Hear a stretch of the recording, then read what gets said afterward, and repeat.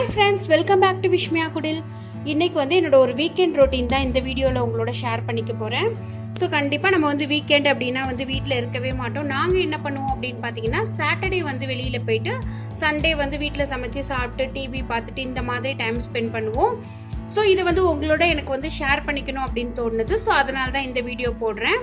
என்னோட இந்த வீக்கெண்ட் எப்படி இருந்தது அப்படிங்கிறத இந்த வீடியோவில் பார்க்கலாமாங்க.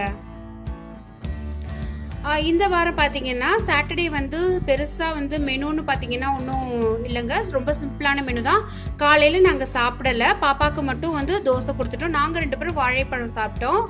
ஏன் அப்படின்னா எப்படியும் நம்ம ஈவினிங் வெளியில் போவோம், ஏதாவது சாப்பிடுவோம். ஸோ ஒரு வேளை சாப்பிடாம இருக்கலாமே அப்படின்னு சொல்லிட்டு சிம்பிளாக ஒரு ஃப்ரூட்டோட விட்டுட்டோம்.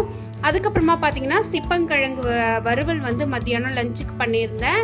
இதெல்லாம் உங்களுக்கு வேணும், இந்த ரெசிபீஸ்லாம் உங்களுக்கு வேணும் அப்படின்னா சொல்லுங்கள். நான் ஃப்யூச்சரில் வீடியோவாக அப்லோட் பண்ணுறேன். ஸோ நல்லா நல்ல ஒரு ரோஸ்ட்டாக ஒரு சேப்பங்கிழங்கு வறுவல் பண்ணியிருந்தேன். ரொம்ப டேஸ்ட்டாக இருக்குங்க. ரொம்ப சிம்பிளான ஒரு மெத்தட் தான், ஆனால் ரொம்ப ரொம்ப டேஸ்ட் நல்லாயிருக்கும். ஸோ இன்றைக்கி ஒரு வறுவல், அதுக்கப்புறமா அப்பளம், கொஞ்சம் சாம்பார், இந்த மாதிரி ரொம்ப சிம்பிளாகவே நாங்கள் முடிச்சிட்டோம். பாருங்க, கலரே நல்லா இருக்கு. ஸோ டேஸ்ட்டும் ரொம்ப நல்லா இருக்கும். இது சிம்பிளாக சொல்லணும் அப்படின்னா எப்படின்னு பார்த்தீங்கன்னா, நல்லா இதை இட்லி பானையில் வச்சுட்டு மசாலாலாம் போட்டு பெரட்டி அதை வெறும் எண்ணெயிலே அந்த மாதிரி நல்லா வறுத்து எடுத்துட்டோம்னா அந்த வறுவல் ரெடி ஆகிடும். அதுக்கப்புறமா சாம்பார் தாளித்து வச்சுருக்கேன். ஸோ நான் கருவேப்பிலை கொத்தமல்லி தாளித்து கொட்டிட்டு அப்படியே மூடி வச்சுட்டு, ஸோ நம்ம லாஸ்ட்டாக சாப்பிட்றப்ப திறக்கிறப்ப நல்ல ஒரு ஸ்மெல் கிடைக்கும். அதனால தான் இதே மாதிரி வச்சுருக்கேன். அப்புறம் ஒரு அடுப்பில் பார்த்தீங்கன்னா சாதம் வெந்துட்டு இருக்கு. அப்புறம் இன்னைக்கு ஹாலிடே இல்லையா, ஸோ ஏதாவது ஒரு ஸ்வீட் செய்யலாம் அப்படின்னு தோணுது. ஸோ என் ஹஸ்பண்ட்க்கு ரொம்ப ரொம்ப பிடிச்ச சேமியா பால் பாயசம் செஞ்சு வச்சுருக்கேன். இது ரொம்ப டேஸ்ட்டாக இருக்குங்க. ஸோ இதுவும் உங்களுக்கு எப்படி அப்படின்னு தெரியணும்னா, நான் ஆல்ரெடி வீடியோவாக போட்டிருக்கேன். அதோட லிங்க் உங்களுக்கு கீழே இருக்கிற டிஸ்கிரிப்ஷனில் கொடுக்குறேன், நீங்கள் போய் பார்த்துக்கலாம். நான்வெஜ்லாம் செய்கிற அன்னைக்கு கூட இந்த சேமியா பாயசம் ஒரு சூப்பராக இருக்கும். குடிச்சிட்டு அப்புறமா சாப்பிட்டோன்னா ரொம்ப நல்லாயிருக்கும். சாப்பிட்டதுக்கப்புறமா அந்த பாயசம் குடிச்சோன்னா ஒரு ஸ்வீட் சாப்பிட்ட ஒரு இது இருக்கும், அந்த ஃபீல் இருக்கும். அதுக்கப்புறமா அப்பளம் பொரிச்சு வச்சு நாங்கள் சாப்பிட்டுட்டோம். ஜாமா மட்டும் அப்படியே போட்டு வச்சுருந்தேன், அப்பப்போ விளக்கிடுவேன். பட் இன்னைக்கு கொஞ்சம் லீவுங்கிறதுனால ரொம்ப சோம்பேறியாக இருந்தது. அப்புறமா ஒரு குட்டி தூக்கம் போட்டுட்டு அதுக்கப்புறமா பார்த்தீங்கன்னா இந்த மாதிரி ஒரு ஃப்ரூட் ஜூஸ், ஆப்பிள், அப்புறம் மாதுளம்பழம், அதுக்கு ஸ்வீட்டுக்காக நேச்சுரல் ஸ்வீட் வேணும் அப்படின்னு சொல்லிட்டு ஒரு 7-8 அந்த பேரிச்சம்பழம் போட்டிருக்கேன். ஸோ இதை நல்லா அரைச்சிட்டு அதுக்கப்புறமா ஒரு கிளாஸ் பால் ஊற்றுறேன். ஏன் நீங்கள் முன்னாடியே பால் ஊற்றி அரைக்கலாமான்னு கேட்கலாம். நான் இந்த ஜூஸை வடிகட்ட மாட்டேங்க. அதனால் ஃபஸ்ட்டு நல்ல ஒரு பேஸ்ட் மாதிரி ஆகணும் அப்படின்னு சொல்லிட்டு அந்த கொட்டையெல்லாமும் அரைப்பட்டுடணும் அப்படின்னு சொல்லிட்டு ஃபஸ்ட்டு பிளெயினாக தண்ணி ஊற்றாம தான் அரைச்சிப்பேன் எப்போதுமே. அதுக்கப்புறம் தான் தண்ணி ஊற்றுவேன். ஸோ இந்த மாதிரி இருக்கிறப்ப அந்த சீட்ஸில் இருக்கிற எல்லா ஸ்ட்ரென்த்துமே நமக்கு கிடைக்கும். ஸோ இதையும் அரைச்சாச்சு. ஒரு நல்ல ஸ்ட்ரென்த்தான சூப்பர் டேஸ்டான ஒரு மாதுளம்பழம், ஆப்பிள், அதுக்கப்புறமா பேரிச்சம்பழம் சேர்த்த ஒரு ஜூஸ் ரெடி ஆகிடுச்சு. இதை நாங்கள் குடிச்சிட்டு பாப்பாக்கும் எடுத்து வச்சுருக்கேன். அவள் தூங்கிட்டு இருக்கா. ஸோ நாங்கள் 2 பேர் மட்டும் குடிச்சிட்டு போகிறோம் ஃபஸ்ட்டு. அப்புறமா அவளுக்கும் கொடுத்துட்டு நாங்கள் இன்னைக்கு வெளியில் கிளம்பிட்டு இருக்கோம். ஏன்னா வீக்கெண்ட் இல்லையா, ஸோ வெளியில் போகணும். அப்போ தான் பாப்பாவையும் கூப்பிட்டுட்டு விளையாட வைக்கலாம் அப்படின்னு சொல்லிட்டு. இது பார்த்தீங்கன்னா என்னோட ட்ரெஸ்ஸிங் டேபிளில் இருக்க என்னோட அந்த தோடெல்லாம் வச்சுருக்கேன், அந்த பாக்ஸு. ஸோ எந்த தோடு போடலாம் அப்படின்னு சொல்லி எடுத்து பார்த்துட்ருக்கேன். என்னோட ட்ரெஸ்ஸிங் டேபிள் ஆர்கனைசேஷன் பார்க்காதவங்களுக்காக நான் லிங்க் கீழே கொடுக்குறேன். நீங்கள் பார்க்காதவங்க விருப்பப்பட்டால் போய் பார்த்துக்கலாம். ஸோ நான் லாஸ்ட்டாக எந்த தோடு எடுக்க போகிறேன், இதெல்லாம் கொஞ்சம் கிராண்டாக இருக்கிற மாதிரி எனக்கு தோணுது. ஸோ கொஞ்சம் சிம்பிளாகவும் இருக்கணும் அப்படின்னு சொல்லிட்டு இந்த மாதிரி அந்த பேர்ல் வச்சு அந்த தோடு எடுத்துக்கிட்டேன். ஸோ அதான் நான் போட்டுட்டு கிளம்பிகிட்ருக்கேன் வெளியில் போகிறதுக்காக. பாப்பாவை ஆல்ரெடியே நான் கிளப்பி விட்டுட்டேன். ஸோ அவள் உட்காந்து வேடிக்கை பார்த்துட்டு இருக்கா.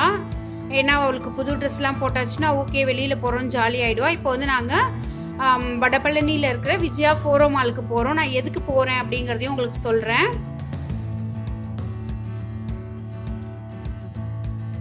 அங்கே போனால் கொஞ்சம் டைம் ஸ்பெண்ட் பண்ணலாம். அதுக்கப்புறமா பாப்பாவையும் விளையாட விடலாம். அதனால் அங்கே போயிட்டுருக்கோம். நாங்கள் இன்னும் 2-3 இடம் போகணும் அப்படின்னு நாங்கள் நினச்சோம் இன்றைக்கி. பட் அங்கேயே மால்லே நிறைய டைம் ஸ்பெண்ட் பண்ணுற மாதிரி ஆயிடுச்சு. ஸோ நான் இங்கே முக்கியமாக இன்றைக்கி வந்ததுக்கான காரணம் நான் வந்து நம்மளோட சேனலுக்காக ஒரு எக்யூப்மெண்ட் வாங்க போகிறேன். ஸோ அதோட ப்ரைஸ் என்ன கான்ஃபிகரேஷன் இருக்குது அப்படின்னு சொல்லிட்டு தெரிஞ்சுக்கலாம் அப்படின்னு தான் வந்தேன் நான்.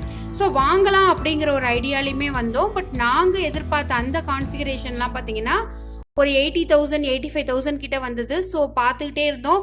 லாஸ்ட்டாக வந்து ஒரு 60,000 கிட்ட வந்து செட் ஆகிற மாதிரி வந்தது. கடைசியில் அதில் பார்த்தீங்கன்னா கிராஃபிக்ஸ் கார்டோட அந்த ஸ்பேஸ் வந்து எங்களுக்கு பத்தலை. ஸோ கிராஃபிக்ஸ் கார்டு வந்து இன்னும் கொஞ்சம் 2GB இருந்தால் நல்லாயிருக்கும் அப்படின்னு தோணுது. ஸோ அது மட்டும் இல்லாததுனால வாங்கலாமா வேண்டாமா அப்படின்னு சொல்லிட்டு ஃபஸ்ட்டு ஹெச்பியில் பார்த்தோம். ஹெச்பியில் அந்த 60,000 கிட்ட சொன்னாங்க. அதுக்கப்புறமா பக்கத்துலேயே பார்த்தீங்கன்னா லெனோவாவும் இருந்தது. அங்கேயும் கேட்டோம், அங்கேயும் சேம் ப்ரைஸ் தான் சொன்னாங்க. ப்ரைஸில் வந்து பெரிய டிஃப்ரென்ஸ் எதுவும் இல்லை. ஆனால் என்ன ஆயிடுச்சுன்னா அதே ப்ராப்ளம் தான் இருந்தது. அவங்க வந்து லெனோவாவில் என்ன சொன்னாங்கன்னா எல்லாமே 4GB ரேமாக இருந்தது. நாங்கள் வந்து 8GB தான் எதிர்பார்த்தோம். ஸோ நாங்கள் பார்த்துக்கிட்டே இருக்கிறப்ப பாப்பா வந்து பசிக்குதுன்னு அழுக ஆரம்பிச்சிட்டான்.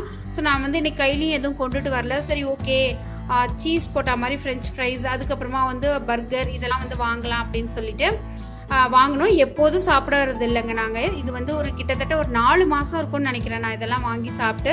ஸோ ரொம்ப நாளாகிடுச்சு. ஸோ பாப்பாவுக்கு வந்து அந்த ஃப்ரெஞ்ச் ஃப்ரைஸ் இவ்வளவும் சாப்பிட மாட்டா, கொஞ்சோண்டு சாப்பிட்டு அவளுக்கு தண்ணி குடித்தா அப்படின்னாலே ஒரு 1.5 hours கிட்ட வந்து அவளுக்கு தாங்கும். ஸோ அவள் வந்து சாப்பிட்டுட்ருக்கா. ஸோ சாப்பிட்டுட்டு கொஞ்சம் எங்களுக்கும் கொஞ்சம் வந்து ஓகே இன்னும் கொஞ்சம் நல்ல டீட்டெயிலாக நம்ம கேட்டுட்டு வாங்கலாம் அப்படின்னு தான் போனோம். லாஸ்ட்டாக போனப்போ தான் சொன்ன மாதிரி 4GB ரேம் வந்து எங்களுக்கு பத்தாது, 8GB தான் ஸ்பீடுக்கு தேவை அப்படின்னு தோணுது. ஸோ திரும்பவும் இன்னொரு ஷாப்பில் போய் கேட்டோம். கடைசியில் இன்றைக்கி எப்படியாவது பில் பண்ணிடணும் அப்படின்னு நினச்சோம். சரி ஓகே, அப்புறமா வந்து இன்னும் ஒரே ஒரு பிராண்டு மட்டும் நம்ம என்கொயரி பண்ணலாம் அப்படின்னு சொல்லிட்டு இந்த வாரத்துக்குள்ளே முடிச்சிடணும். ஸோ இன்னும் ஒரே ஒரு பிராண்ட் மட்டும் என்கொயரி பண்ணலாம் அப்படின்னு சொல்லிட்டு நாங்கள் கிளம்பிட்டோம். இப்போவே பார்த்தீங்கன்னா எங்களுக்கு இந்த 2 ஷாப்பை விசாரிக்கிறதுக்கே வந்து ஒரு 4 மணி நேரத்துக்கிட்ட ஆனது. அப்புறமா நாங்கள் இறங்கி வரப்போ பார்த்தீங்கன்னா பாப்பா வந்து இந்த காரில் ரைட் போனோம் அப்படின்னு சொல்லிட்டா. ஸோ இது வந்து 100 rupees சார்ஜ் பண்ணுவாங்க. அந்த மாலோட அந்த கிரவுண்டில் வந்து ஒரு 4 தடவை 5 தடவை சுற்ற விடுவாங்க. ஸோ வந்து ஜாலியாக என்ஜாய் பண்ணா. நான் வந்து சீக்கிரமாகவே உங்களுக்கு வந்து ஒரு யூஸ்ஃபுல்லாக எப்படி வந்து யூடியூப் அதாவது பிகினர்ஸ்க்கு வந்து எப்படி எந்த சிஸ்டம் வாங்கணும், எவ்வளோ செலவாகும், என்ன கான்ஃபிகரேஷன் தேவை, நமக்கு ஸ்டார்டிங்கில் எவ்வளோ தேவை, இல்லை ஒரு 5-6 வருஷம் அதே லேப்டாப்பை வச்சுக்கணும், இல்லை டெஸ்க்டாப் வச்சுக்கணுன்னா என்ன மாதிரி கான்ஃபிகரேஷனில் நீங்கள் வாங்கணும் அப்படிங்கிறதெல்லாம் சீக்கிரமாகவே உங்களுக்காக ஒரு வீடியோவாக போடுறேன். இந்த வீடியோ உங்களுக்கு பிடிச்சிருக்குன்னு நினைக்கிறேன். பிடிச்சிருந்தா லைக் பண்ணுங்கள். நம்மளோட சேனலை இன்னும் சப்ஸ்கிரைப் பண்ணலைன்னா மறக்காமல் கீழே இருக்கிற ரெட் கலர் பட்டனை கிளிக் பண்ணி சப்ஸ்கிரைப் பண்ணிக்கோங்க. அப்படியே பக்கத்தில் உள்ள பெல் ஐக்கானையும் கிளிக் பண்ணிக்கோங்க ஃபியூச்சர் நோட்டிஃபிகேஷனுக்காக. ஓகே ஃப்ரெண்ட்ஸ், பாய்.